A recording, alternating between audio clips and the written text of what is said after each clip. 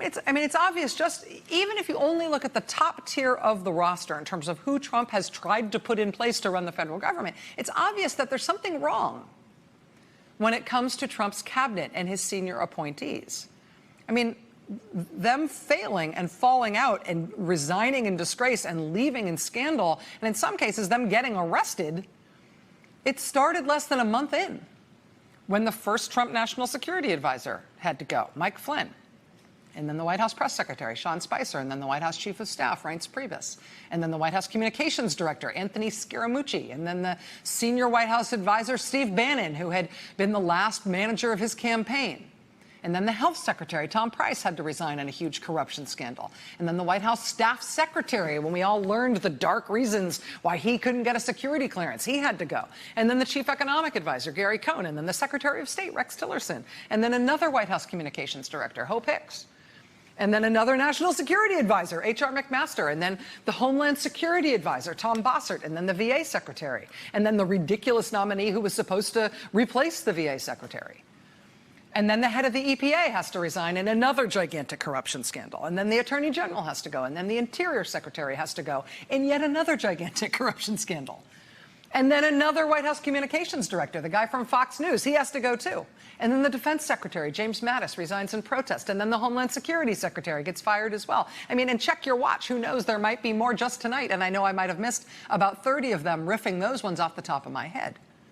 And so we have seen this incredible roller coaster of scandal and disgrace and criminal trouble for all of these high-ranking federal appointees and nominees from President Trump. But now, as his reelection effort sort of needs to kick into gear and as Democrats get ready to start their campaigns against him, now there's a problem in a specific corner of Trump's cabinet that may be bigger than the others, both in terms of its substance and in terms of its implications for the president's most important allies on Capitol Hill. Because President Trump's transportation secretary, Elaine Chao, is married to the Republican leader of the Senate, Mitch McConnell. And there is now a snowballing series of corruption allegations around Elaine Chao and how she has been running the transportation department under Trump. It started a couple of weeks ago when the Wall Street Journal reported that Elaine Chao had been directed by ethics officials that she needed to divest from a company that was directly related to her work at the transportation department. Ethics officials told her, listen, if you're going to be Secretary of Transportation, you need to divest from this particular company in which you hold a whole bunch of stock. She was directed to do that. She said she would, but she did not divest from the company. She was told to do it officially. She signed off on an ethics agreement saying she would do it. She said she would do it, and she didn't. Instead, she sat on hundreds of thousands of dollars worth of stock in that company. And that company happens to be, in the words of the Wall Street Journal, the country's largest supplier of the crushed stone, sand, and gravel used in road paving and road building. I mean, she's literally the federal official in charge of road paving and road building for the country. She's the Secretary of Transportation. And she's decided to secretly keep her stock, her tons of stock, in the country's biggest asphalt company that makes roads. I mean, really? Like, that's the one thing we can all admit you should. I mean, you know how it's become a joke that the Trump White House keeps proclaiming Infrastructure Week and then never doing anything about it? American public media was first to report that every time the Trump administration does that, every time they tout their infrastructure plans, which they never actually do, but every time they talk them up, one thing that really does happen is the stock price of that asphalt company jumps up, the one that Elaine Chao holds stock in, and so she gets a little richer every time she talks about it. Because she didn't divest from that company, even though she was told to, she agreed to, and she said she did, she didn't. I mean, that alone is about the size and shape of the corruption scandal that led to the resignation of Trump's health secretary, Tom Price. But that's just one of them for Elaine Chao. Last week, the New York Times reported that when Elaine Chao planned her first visit to China as Trump's labor secretary, her office called ahead to the U.S. Embassy in Beijing because she wanted to arrange meetings for her family members with members of the Chinese government while she was visiting. Her family runs a big shipping company that does a lot of business in China. She wanted to arrange meetings for her relatives with Chinese government officials, and she wanted the U.S. government to do that for her. The official, who had just departed as deputy chief of mission at the U.S. Embassy at Beijing when Elaine Chao sent over those requests to the embassy, he called that request from Chao, quote, alarmingly inappropriate. And in fact, people were alarmed. That request by Elaine Chao's office was flagged by the embassy back to State Department headquarters in Washington. It was flagged to ethics officials in both the State Department and the Transportation Department. After ethics officials in both of those departments were flagged to what Chao was trying to do with her family members, eventually Elaine Chao called off that trip. Elaine Chao's father and sister have served on the board of China State Shipbuilding, which is exactly what you think it is. It's China State Shipbuilding.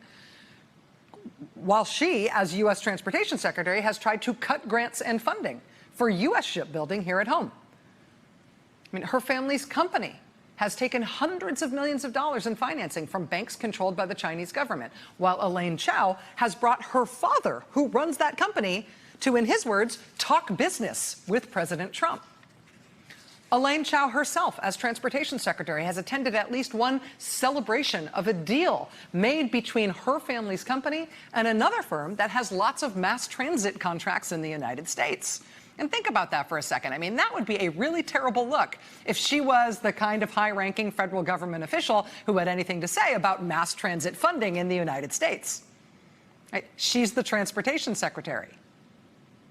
So in that case, we've got a firm with huge mass transit contracts, right? So that means we've got a firm in a position to benefit from mass transit decisions by her. And that firm chooses to do a hugely remunerative deal with her family's company. And then she, as a federal official, shows up in person to celebrate and bless and applaud that deal. I mean, that would be something, right? That would be Elaine Chao, President Trump's Transportation Secretary. And that was all leading up to the story we covered last night from Politico.com, in which we learned that Elaine Chao has also designated a special liaison inside the Transportation Department, specifically to help her husband. Her husband is the top Republican in the Senate, Mitch McConnell. Politico reports, and nobody involved denies, that Elaine Chao, as Secretary of Transportation, she has set up a unique process just for him inside the Labor Department to make sure that a special intermediary is always on hand to facilitate federally funded Transportation Department projects that her husband wants steered to his home state while he runs for re-election, bragging about all the federal dollars he's been able to steer to his home state. According to Politico, so far, this little special arrangement inside the Transportation Department has paid off for McConnell to the tune of at least $78 million in federally funded projects so far. It's funny, no other senator has a special liaison in the Transportation Department to make sure their projects, their chosen projects that might help their re-election efforts, get special attention. Nobody else has that. And so here come the Democratic presidential debates. Right?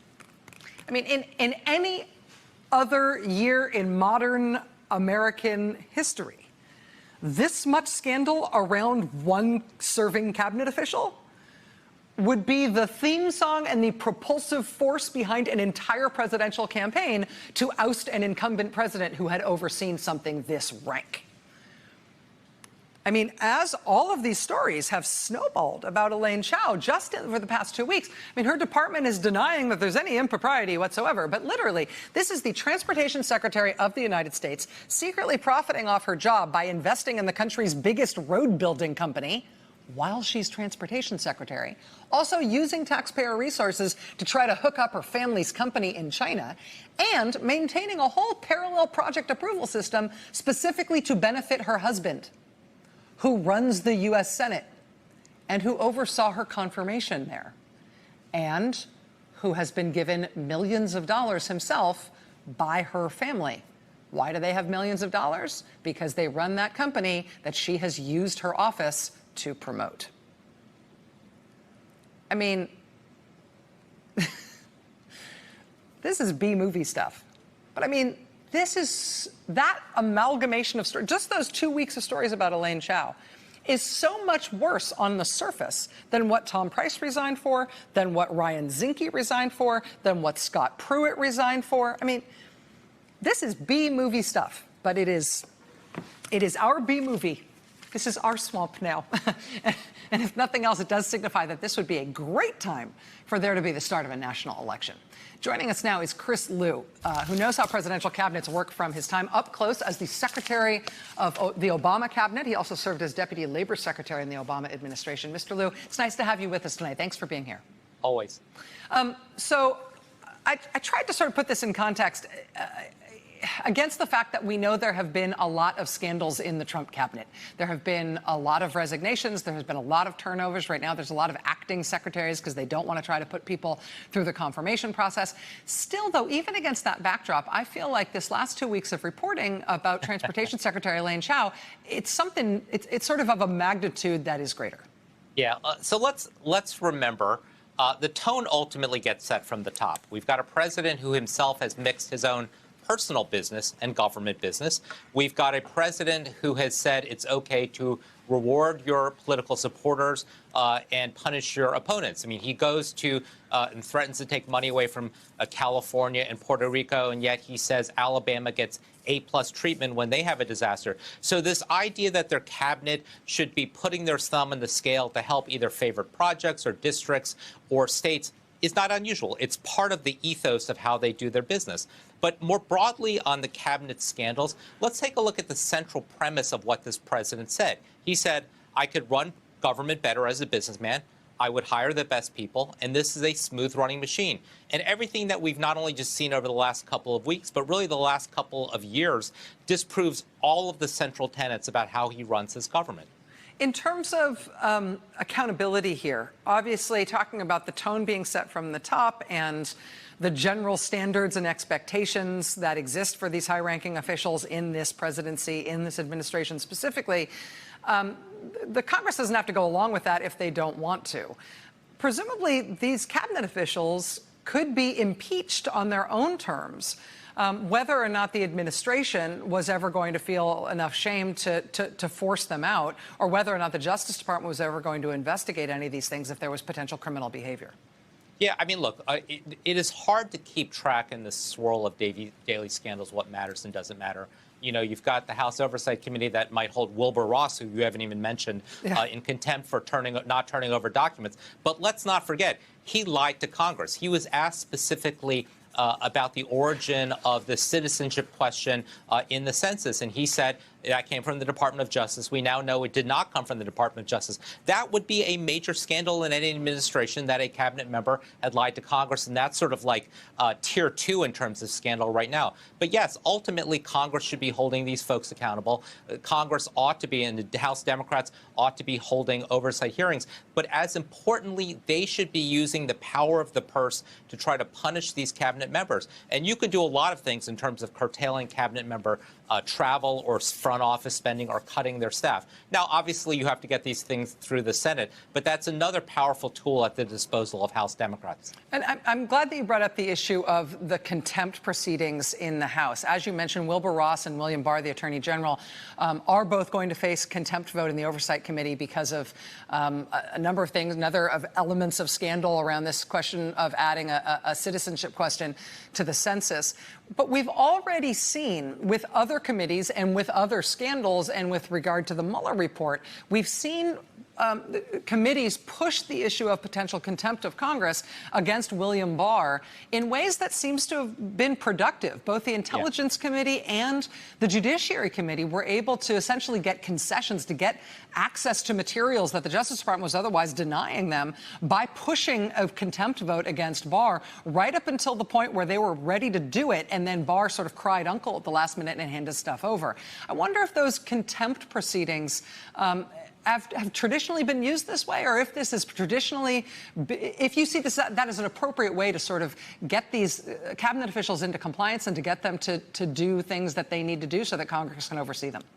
Yeah, look, traditionally being held in contempt of Congress is not something that any cabinet member or public citizen certainly wants to be doing. And so hopefully with the recent concessions that have come out of the Justice Department, there's been some cooler heads that have prevailed that indicated, you know what, even if we don't want to comply, even if the president tells us this is not his posture, this is not a good thing for either the Justice Department or Bill Barr. And let's not forget, I mean, even when Republicans controlled the House of Representatives, a sufficient amount of pressure was put so that Tom Price and Scott Pruitt and Ryan Zinke eventually resigned, in part because of the really dogged reporting that reporters did. Just, I mean, the crazy things that we learned about Scott Pruitt and the mattress and the $50 room that we've all since forgotten about. So, look, the press pressure, the public pressure, and ultimately congressional oversight can hold some of these folks accountable. But it really is kind of like a game of whack-a-mole these days. There are so many of these things that pop up. And given the swirl of news about Trump, it's hard to keep track of all of this.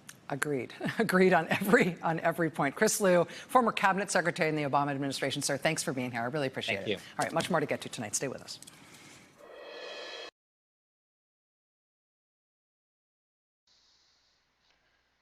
Well, we hope you enjoyed our video. If so, please give this video a thumbs up and hit that like button. Thank you for tuning in to the Center of Political Debates, Public and Press Discussions. We invite you to join our political news and debate community. Join by clicking the subscribe button below. Hit the bell button for notification of more breaking news political videos. And we also invite you to join our Facebook debate group and voice your political input. You can see the Facebook link in the description below. We'll see you soon with our next